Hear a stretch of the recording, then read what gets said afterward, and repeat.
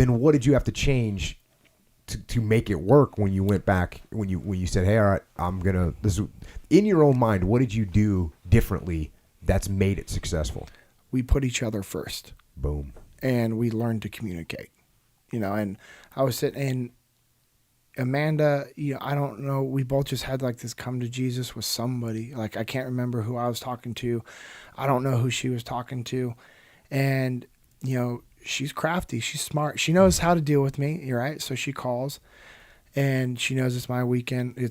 Obviously she's calling me to talk to the kids, and she's like, hey, can I talk to the girls? I'm like, yeah, absolutely. So I put on speakerphone. She's like, hey, girls, I love you. Hey, girls, do you want Daddy to pick me up for a church so we can all go together? Dude, I was so pissed. And the chorus, the girl's like, yeah. And I was like, cool. Hey, outside in 5 minutes or I'm driving. Still going to keep driving, She's waiting outside in this dress. Looks stunning. I was like, all right. That was at the beginning, and then we just learned to communicate with each other, and we put each other first. And, little cover and move. Exactly. Maybe a lot of cover and move. There's a lot of cover and move. And we legitimately have to put each other first instead of, just doing it as a team.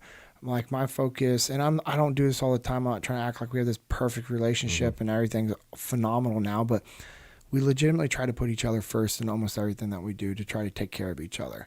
And out of all the arguments that we've ever had or anybody else has ever had with their significant other, it was because it was too complicated. Something was complicated and messed up. And so we just had to simplify things. Let's just go ahead to, law of combat number 2. Exactly. So we got 1 covered. Yeah. It's cover and move. Keep things simple. Cover, move, keep things simple. Yeah, and I know what you're talking about. You know what that is? That's when you take a look at this argument that you're in and you go, wait a second. What are we arguing about right now? Oh, we're arguing because I put my spaghetti in the microwave before you did. You know what? I'm sorry. Yeah. I'll let you have the spaghetti first. Let's simplify. Because that little thing of who's using the microwave first all of a sudden spirals into, a major blowout if you're not careful. And it's over something stupid. That's what I'm saying. But she's an alpha female. I'm an alpha male. So, of course, we're just like, at times we just want to challenge each other. But then we're like, no, this is stupid. Yeah. And hey, I got an idea. Instead of challenging each other, why don't we work together and take over the world? I know. That's our plan right now, and we're doing it. Good. And then, and then just legitimately figuring out what was priorities in our life. Like, we just had to be, so we could be on the same page. Echo? Prioritize, execute. Exactly. Boom. Booyah. When there's chaos and when there's mayhem and when there's uncertainty, actually the opposite is true. You actually want your troops to they want to see and hear clear directives from you. They want to know what they should do in no uncertain terms. And you can think of situations where if you've seen, let's say, a car accident, right? And you see people that are kind of frazzled. If someone steps up into that situation, no one's doing anything that they're supposed to be doing. If someone steps up and says, you too, start dragging that person over there. You go call 911. They actually teach that. When you're learning about how to handle traumatic situations, somebody needs to step up, step back, take charge of the situation. Everybody wants that to happen. And that's true in a combat scenario. Again, this is different from when we're in the rear and we're formulating a plan and we're safely going over whatever ideas we have. And that's when you want to get input and feedback and you let your subordinate leadership come up with a plan. That's all good. But that's not true during a pressure situation when there's a critical scenario unfolding. People want to be led. Now, when you lead them in those situations, you can still give orders by commander's intent. You can still just give intent. So an example of that, and I actually wrote my example down. You can say, like, Delta 1-6, we need high ground on the other side of that road. Make it happen. So then the Delta 1-6 commander goes, oh, okay, I need high ground on the other side of the road. There's a good building. Looks like that's the one we could take. Hey, squad, come with me. And they go over and take down the building. Yeah. I gave them still gave them commander's intent. I gave them very clear commander's intent. I didn't really tell them why. I didn't say, hey, what do you think would be best? Do you think it's a good idea to get high ground? No. I said, go get high ground on the other side of the street. That's what I told them to do. So I'm going to let them figure it out. They understand what the intent is. You could say something a little bit more specific. You could give them an actual directive. You could say, Charlie 1-6, take 2 squads, assault building 34 on the other side of the road, get high ground on the rooftop, go. Now we have something that's more specific. Again, it's not commander's intent. It's directly, I'm telling you what to do. And a lot of times people are going to want that. They're going to want to hear exactly what to do in these pressure situations. So depending on the level of experience that your subordinate leadership has, depends on maybe how specific you're going to get with just giving commander's intent versus giving something very specific to do. Both of those are the right answers. If you have a really good leader underneath you and you can just give them the intent and you can let them come up with a plan, cool, go with that. If you got somebody that needs a little more guidance, give them a little bit more specific guidance. Now, obviously, one part of that is you got to have trust. You got to have trust with the subordinate leadership that you're working with, whether that's you working with your whole platoon and you just got to trust your squad leaders and your fire team leaders, but you got to build that trust through training and through hard training, through coaching them and mentoring. And again, I hate using the word coaching and mentoring because that always gives an air of superiority, and I'm not going to want to come across as superior to other people. Why do I not want to come off as superior to other people? Well, number one, because it unifies our team more. And number two, because I'm not superior to other people, right? I'm another person. And my subordinates, even though they might not have as much time and rank or experience as me, they still might have great ideas. And I respect that. So this isn't hey, I don't want to use coach or mentor because I'm manipulating them. And I want to make sure that they listen to me because I'm being a certain way with them. No, I legitimately respect what they're saying. That's the difference here. So, but my goal is to build trust. And the other way that you build trust, and I've said this before, is by giving trust. Hey, I trust that you can do this. Hey, Echo, you going to go take down the building? I trust your plan. Come up with it and make it happen. Boom. You could do it. You trust me more. When I trust you, you trust me, and that's what we want to do. Now, when the operation is over, and now you're in a post-operational debrief, then you can discuss why you gave a certain order, or you can get feedback from them on why they executed it a certain way, and you can get the questions going back and forth. And through that little question and answer period that takes place during a post-operational debrief, we get to know each other more, we build more trust, and we become better as a team. So that's the way it works. You don't always have time to explain why. Pressure situations, you lead. So again, I think I may have actually answered this question before,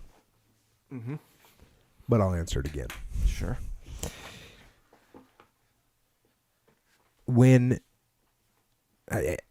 you are in a situation like this, when you got somebody that's weak or ineffective leader or a poor leader, the answer is always the same. What you do is you lead.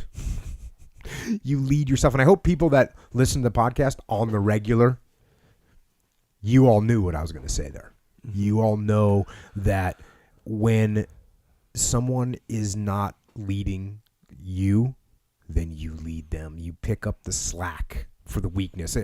My leader doesn't want to come up with a plan? Cool, I will. My leader doesn't want to give a brief? That's fine, I will. My leader doesn't want to mentor the younger troops? That's okay, I will do it. Leader doesn't want to take the blame when something goes wrong? That's fine with me. I'm going to take the blame. And you think about that one can be tricky. Because you think, well, I'm going to look bad in front of the more senior boss. Now think about it from the senior boss's position. If you work for me, Echo, and the boss comes in and the mission was a failure, and I'm the guy that's in charge, and I say, sorry, boss, we failed. It was Echo's fault. And Echo goes, hey, sir, it was my fault. Here's what happened. Here's the mistakes I made, and here's what I'm going to do to fix it next time. Who do you respect more? Yeah. Of course, I'm looking to promote you. Yep. I actually want to promote you, and I want to fire myself for being a guy that's passing the buck and passing the responsibility and not taking ownership of anything. So imagine what that looks like. Before you get all intimidated by taking the blame for something and think you're going to look bad and think you're going to get fired, think about what it looks like from the senior perspective. And you actually have to imagine what it will look like underneath you. You You have to see it from your perspective, because it's, even when you think about their perspective, you still can be in fear of it. You think, oh, I'm the guy that's taking the blame. I'm the one that's going to get fired. No. And am I saying this like blanket, that there's sometimes where if the boss screws something up really bad, like let's say it was something like classified information got left out, and it was your boss that literally left it out, and you go, no, it was me. Well, first of all, you're not telling the truth. Yeah. Right. So you're not telling the truth, and the person made a mistake. That there's no excuse for. Yeah. So that's not a situation that I'm talking about. And if your boss was the type of person that said, yes, I'm going to put the blame on him, I would burn them alive. I'd be like, actually, here's what really happened. So I'm not talking about that type of situation. But when you're doing an operational thing where there's mistakes that get made and your boss is scared to take ownership of them, take ownership of them. Not that you will win in the long run. Now here's the part that is crucial and critical and the most challenging part of this, and that is when you step up and lead, you want to make sure you aren't stepping up and stepping on your leader. You don't want to step into their little spotlight. You don't want to impose yourself in their leadership limelight and glory. You don't want to do that. You can't do that. You want them to get the credit. You don't want to have them be intimidated by you in any way. And this is hard because when you start taking ownership for stuff, it can be very intimidating for the person that's above you, because they think, dang, this guy he's just a bold bastard that's stepping up and taking charge of stuff. And they might get intimidated at that. So what you have to do is you have to do some indirect maneuver warfare here. And for instance, if they don't want to come up with a plan, maybe you start saying, hey, sir, what do you think of this? Would this be a good plan?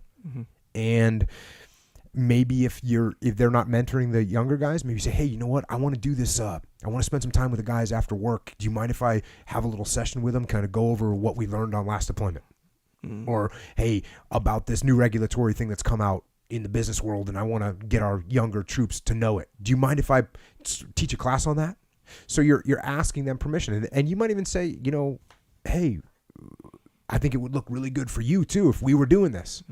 So you want to make them look good, and those are the ways that you do that you step up and lead, but make sure you're not stepping on your leader, because that could backfire, and you could end up in a situation where they feel intimidated and you're getting put in the doghouse or fired or demoted or in trouble because they feel intimidated by you.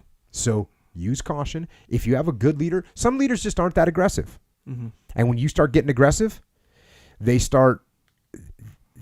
actually like the fact that you're getting aggressive. And I work for some people that love the fact that I would step up and take charge. They had no problem with it because they were good, confident leaders. It's the insecure leader you have to watch out for.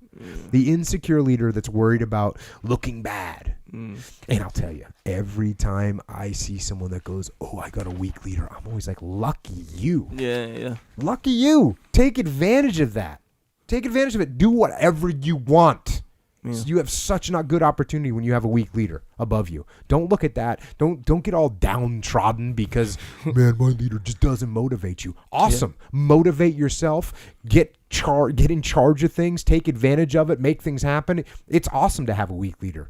I love it. Get after it. Yeah. It's going to give me so much mobility in my job, right? I'm so much more mobility than if I got someone that's a strong leader, that's great too. Right. But weak leader's no factor. I'm going to take advantage of it. And that's another, to change perspective again on this, when you as a leader have somebody that's stepping up and taking charge, and you start feeling intimidated by it, ask yourself why. It's probably your ego. You're being a weak leader by being intimidated by your subordinates. If your subordinate is doing your job and doing it better than you, step up and start looking, how can you go up the chain of command? How can you look up and out? What other areas can you focus on, since that leader has stepped up and is making things happen? That's awesome. That is awesome. We want that. That's decentralized command. That's building other leaders underneath you, which is what your goal as a leader should always be. It starts off quietly.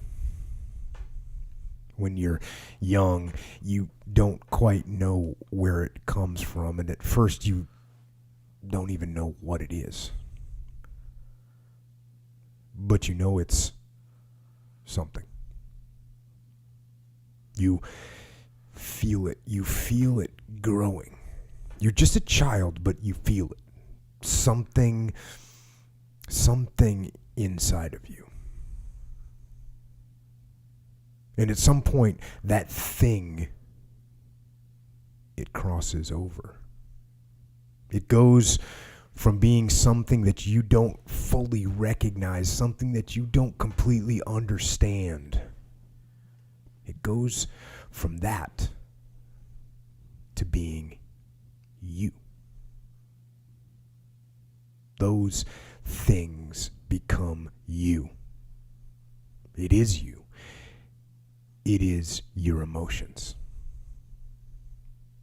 It is sadness and happiness and passion and anger and joy, and it is rage.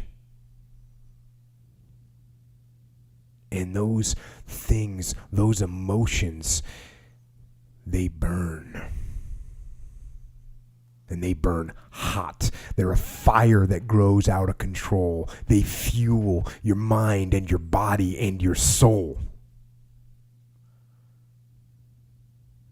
And that marks the change. Becoming a person. Becoming an individual instead of a child. You release the inferno. You burn what you touch, and you ignite those near you. And in that fire, you burn. You burn out of control, and people around you, the people, the other humans, the normal humans, they do their best to extinguish that fire. They tell you to relax. They tell you to calm down. They tell you to get a grip. They tell you it isn't healthy. And that's because they are scared.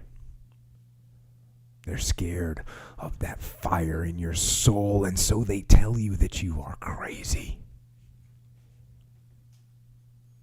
And because the anger and the rage and the sadness are so brutal and so hard to suffer through, you begin to listen to those people, to those normal humans, and so you begin to subdue the fire.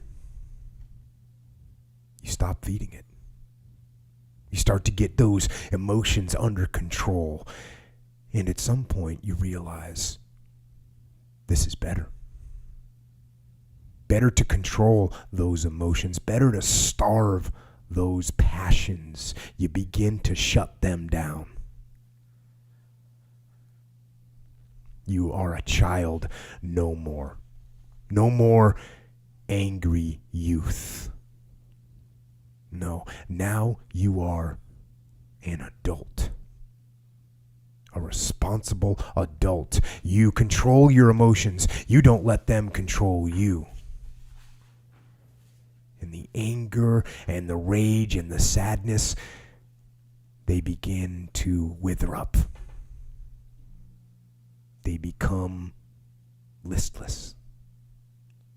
Just memories. But when the anger and the rage and the sadness fade, so does the passion and the happiness and the joy.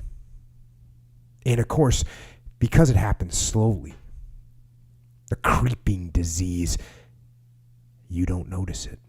It isn't a bolt of lightning or a violent explosion that kills them, but a slow, slithering death.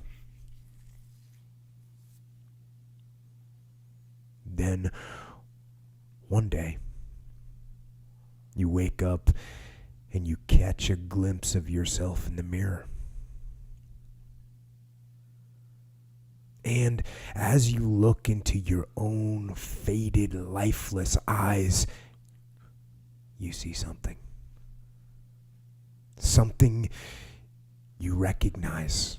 Something subtle and worn, but something still filled with a subdued power. And you remember.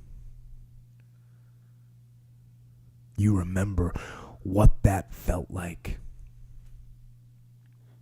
What anger and joy and horror and happiness felt like. And you wonder what happened to them. And you realize that in order to control your passions, you destroyed them. All of them.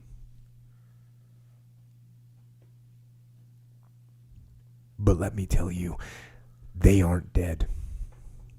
They cannot so easily be killed. They are there and they are waiting to be released again. And no, you don't have to let them get out of control, but you can certainly let them out into the wild. You can dance with them. And, of course, while you need to balance them and maintain the upper hand over your emotions, you can still relish in their glory. But you have to let them out. You have to expose the nerves, feel the pain, feel the frustration, the sadness, the shock, the anger, and in those adverse moments, then you also get to feel the laughter, the joy, the gratitude, the passion. Because it is the passion, not indifference, that fuels greatness. And it is conviction, not tranquility, that drives execution. And while we must not ever let our emotions dictate our decisions, we are not here to eradicate our emotions. Control them? Yes, of course, you must maintain control of your emotions. Keep them in check? Yes, by all means. Emotional restraint is a necessity. But destroy them? No. That is not what we do. So, let your guard down. Expose your weaknesses. Take some risks. Open up your fragile soul. And those embers, those smoldering embers that you have tried to smother, but that are ready to ignite again and become an inferno of energy and of power. Feed those embers. Light that fire again. Stoke it with air and fuel and more fire. And let it burn. Someone that is going level 7 psychopath on the mats. Is 7 the highest level? 10, right? I guess. But 7 is still pretty We're high. not 100% sure what the highest level is. I don't think it's been seen yet. It's not level 1. That's Yeah, the it's point. definitely not level 1. This guy is above normal psycho level. I'll say this, well above normal psycho level. So, first of all, if you're a higher belt, you just shut them down, right? You just shut them down, smother them. I like to, if I get someone that's going really super crazy, I will immobilize them to where they cannot move, and I will let the rage drain out of them. Yeah. I'll just let it drain out of them, and I'll, just let the rage drain out, and then I'll submit them. and then I'll submit them again, and I'll just do that over and over again. And then I'll probably just, have a little chat with them like, hey, man, you just relax a little bit, because all that going crazy is not helping you get better at what we're trying to do here. Mm-hmm. Now, when you tell somebody to relax, you tell them don't use strength, of course, those are the things that no one can actually apply, right? Mm-hmm. Very seldom can someone say, I can say, hey, man, just relax. And they go, oh, okay, cool. Okay, And you have a nice roll with them. No, it doesn't happen. They go even harder. Yeah. Well. So that's what you're going to do. You eventually just keep wearing them down and say, hey, man, I'm telling you, you got to relax. You're not going to see as much if you're so going psycho. Mm-hmm.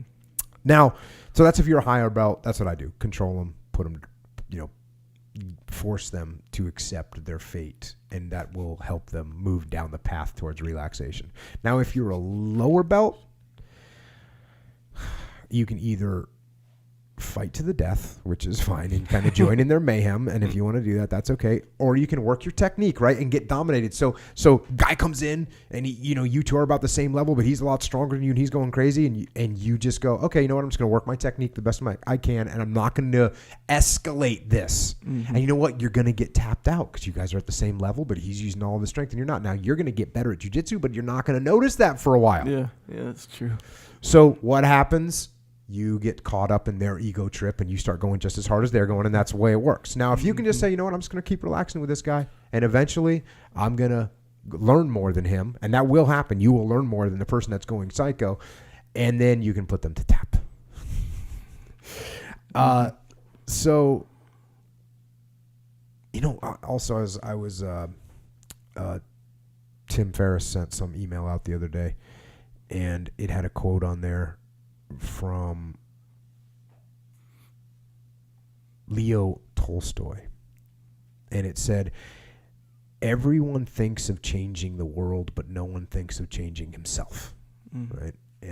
And I was like, that's interesting, and I immediately thought of jiu-jitsu, because I try and explain this concept to people in jiu-jitsu, and that is, when you're going, especially against someone that's bigger than you or stronger than you, or someone that's going crazy and they're using all of their muscles, the way this translates in jiu-jitsu is, in jiu-jitsu, everyone thinks of moving the other person, but what you need to focus on is moving yourself. Yeah. And there's some really clear examples of this, but this is just translates into life. It translates into life, this is what flanking is, right? If I come up against you and you got a big ego and you're not budging on anything, I'm not going to continue to attack that way. I'm not going to try and move you. I'm going to move myself into a better position. So I thought that was a good thing to think about when you're rolling with somebody that's big and going crazy, right? Yeah, yes, that's what you're going to do. Now, let me put it this way. You got snakes, okay? If you don't learn to play with the snakes, you're never going to get the anti-venom from their fangs, right? You're never going to get them figured out. And if you don't figure out how to get the anti-venom, the snakes are always going to own you. So you got to learn how to deal with snakes. I had a kid when I was at Team 2, kid from Arkansas or something, and we were out in the hills somewhere, and there was a rattlesnake, and he grabbed that thing like he was picking up a pair of socks. It was like no factor. Boom, walked over, picked up the snake, whacked it against the tree. I said, okay, this dude knows how to deal with snakes. And it's the same thing here. People are snakes. Does that mean you just avoid them and you're not going to play the game? And the worst thing, you know what you don't do with a snake? Is you don't walk over and get all, intimidate them and get in their face, and so it bites you and poisons you, right? So, yes, you got to play the game. People like this exist. Right? And so let's say you take the moral high ground and you refuse to work with and accept and be humane with these snakes. Okay? If that's what you do, now, guess what? Now the snakes don't like you. Now they see you as a threat, and now they attack. And like I said, this is when they bite and they poison and they kill you. And what good are you now? You're dead. So you can't help anybody when you're dead. You can't achieve your goals. You can't help the team. You can't accomplish the mission because you are on the moral high ground. Now, let's say that you learn to play the game. You learn how to handle those snakes like that young boy from Arkansas. You learn their moves. You get the antidote. You get the anti-venom for their poison. And you actually, in this process, you become immune to their attacks. And you reach a point where they actually don't attack you because they're familiar with you. And they trust you. And when that happens, then you can overcome their weapons. You can rise up. You can get control of them. And you can utilize them for your own purpose, right? Now, if that purpose was something that was self-centered or something that was for your own good and not for them or not for the team, then it'd be a form of manipulation and it'd be pretty negative. But if all you're doing is trying to get these snakes on board with the program to help the whole team win, we got no issue with that. We got no moral issue with that. I got no moral issue with me treating people nicely to try and get them on board with the program so that they can help our team win. I got no issue with that, moral or otherwise. So that's the answer, I think. You know, when the time is right, you be nice to those snakes. When the time is right, you put that little stick with the noose around the end of it. You put it around their head, and you collect their venom. And you can use snakes to do things like kill rats, right? Snakes can be used for some kind of good at some point. Now, I know it's hard, right? I know it's hard. And is it being fake? Maybe it is. Maybe that is being fake. But you're doing it for the good of the team. So again, it's not for personal gain. That's a huge difference. And also, if you think about this idea of being fake, if you would be nice to people to help the team win, then isn't that actually you? Right? So how can you be fake by being you? Right? If what I do is, hey, I help people and I get in their head and I'll be nice to them so we can win.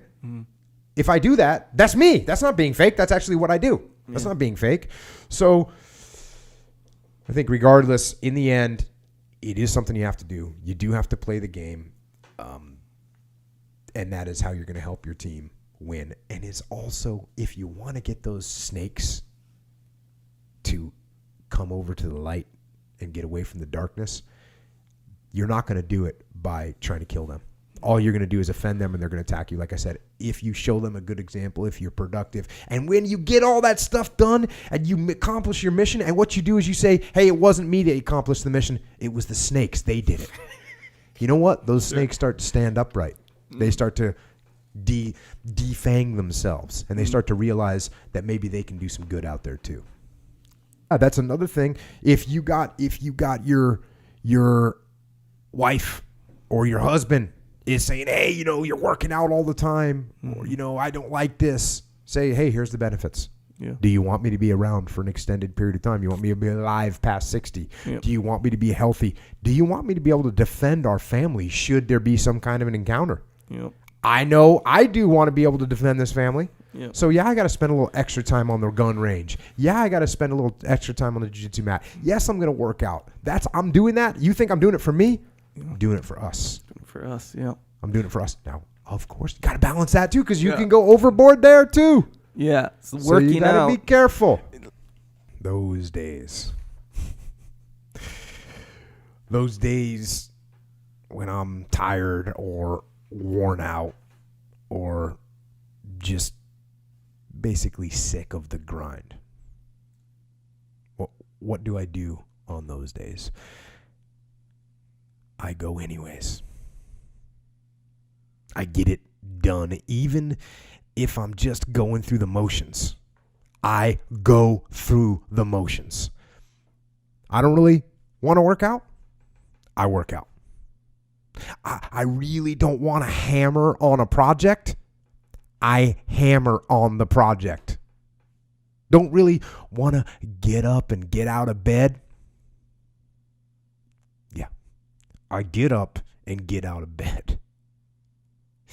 Now, these could be signals that you need some time off. And those signals might be right. They could be correct. But don't take today off. Not today. Wait until tomorrow. Don't give in to the immediate gratification that is whispering in your ear. Shut that down. Do not listen to that little voice. Instead, go through the motions. Lift the weights, sprint the hill, work on the project, get out of bed. Now, as an overall rule, I do not like procrastination. You need to get things done. But if you are going to rest, that is one thing that you should procrastinate on. That's the one thing I want you to put off until tomorrow. And if, when tomorrow comes, you still feel like you need to rest or you need to take a break, then okay. Take it. But the chances are you won't. You won't need that rest. Chances are you will realize that the desire to rest was just weakness. It was just the desire to take the path of least resistance, the downhill path, the easy path. And by simply going through the motions, you overcame that path. And you stayed on the righteous path, the disciplined path. You stayed on the war path, which is right where you know that you belong. But if you are predisposed to periods of darkness, as many people are, you need to develop coping strategies. And it's not so much the year off, it was a focus on other things that helped. And there are a few. I mean, looking back on it now, I have a better toolkit. The first is people talk about mind over matter, mind over body, this type of stuff. I think body over mind is extremely underrated. So if you can't get out of your head, get into your body. Number one. That is the number one. Get out and move. And really, things didn't change for me dramatically until I started, oddly enough, getting punched in the head going to the toughest boxing gym I've ever seen in Trenton, New Jersey, where I was the only guy not on work release. So I don't recommend that therapy for everyone. But, one broken nose and a lot of bloody sparring sessions later, I was feeling more like my old self. So if you can't get out of your mind, get into your body, I think is very important. There are a lot of good biochemical reasons for this. I'll back that up too. And Tim Kennedy, who's a MMA fighter, amazing, just an awesome guy. He posted something on Instagram a month ago or something like that, in Facebook and whatever. And basically, he was saying he's addressing PTSD and that sort of darkness, right? And he basically said, "Look, guys, get out. Go work out, go push yourself." And it's very similar to what I tell people, like, hey man, do jiu-jitsu, lift weights, sprint, surf, go get outside, get into your body. So I think that's I universally agree with that statement. So let me lay out a couple of super concrete recommendations. And I should say in advance, I'm not a doctor. I don't play one on the internet. So you may need, certainly there are many people who need medical interventions, whether it's pharmaceutical or otherwise. In my case, a few things that very much help, with or without other adjuncts. Cold therapy, so cold exposure. And this has been studied, very, very effective as a supplemental or singular therapy for antidepressive purposes. It's very, very effective. So I routinely, and when I'm home in San Francisco, for instance, even on Long Island in the winter, I take short cold showers, pure cold showers. And Van Gogh, for instance, when he lopped off his ear and was put into treatment, he had 2 ice baths every day. That was one of the treatment protocols, and it's been looked at quite closely in the last few years. So cold exposure, one. So even if you don't get outside of the house, that's an option. You're going to take showers, hopefully, anyway. Then you have, if you can afford it, I think a good test to have performed is comprehensive blood work. Look at micronutrient deficiencies in particular. So you could have, this is very common with depleted ground soil, selenium deficiency. zinc deficiency, copper deficiencies. These affect hormone production and much more, and can be fixed relatively easily once you identify them. I have friends, for instance, one was deficient in selenium, was going through a depressive period, and he started eating Brazil nuts, very high in selenium content, and he called me a week later and said, I feel like I'm on cocaine. Now, that's a dramatic example, and no, you shouldn't use cocaine to fix your depression, but blood work, I think, is, if you get your car checked more often than you get your body checked, you need to rearrange your priorities. Stoicism would be the next one. I find Seneca in particular, moral letters to Lucilius, Marcus Aurelius, people tend, if they read both, to either be full-on Marcus Aurelius guys or full-on Seneca guys. And there's not a whole lot of overlap. I tend to read Seneca, but I will listen to, say, one of the letters of Lucilius, every few days. And if I'm going through a tough period, I will listen to a 15-minute letter every day in the morning as I walk to, say, get a cup of coffee. And what Stoicism helps to teach you at its core, I think, or what it represents, is an operating system for being non-reactive in high-stress situations. And high stress is relative. High stress could be going to the DMV and waiting in line for some people. But Stoicism is also not just something you read, it's a practice. So there's fear setting and fear rehearsal is very important. So the practicing the worst case is something that I'll do regularly. For instance, taking a few days of every month to fast. I do that. Taking a few days every month or every quarter to sleep on your kitchen floor in a sleeping bag and eat oatmeal for a few days, and realize, even if I have to quit my job, even if I get fired from my job, because a lot of concerns for many people are financial, I'll be fine. Things are fine. Things are manageable. So I spend a lot of time defining the worst case scenarios, not just being vaguely afraid of bad things happening, and practicing them so that I build up some level of immunity. Not immunity, but it's an inoculation. It's like getting a flu shot. Yeah.